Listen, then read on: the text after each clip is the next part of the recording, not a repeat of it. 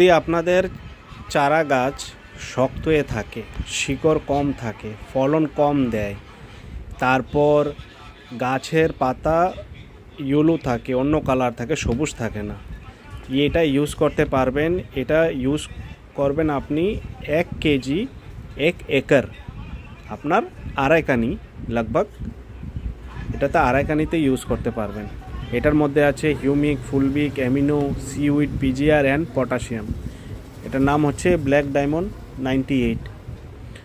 এটা 1 KG packet মাত্র 300 টাকা। 300 টাকাতে আপনি 1 একর ইউজ করতে পারবেন। এটা যে কোনো স্টেজে ইউজ করা যায়। গাছের চারা ছোট থেকে গাছের অঙ্কুর থেকে আপনি ফলন পর্যন্ত সবসময় রেগুলার ইউজ করতে পারবেন। এটা যদি আপনার জৈব সারের সাথে মিক্স করে দিয়ে বা ড্যাব বা ইউরিয়ার সাথে মিক্স করতে পারবেন মাটির মধ্যে, না হলে এটা আপনি গুলেও ইউজ করতে পারবেন, জলের মধ্যে গুলে।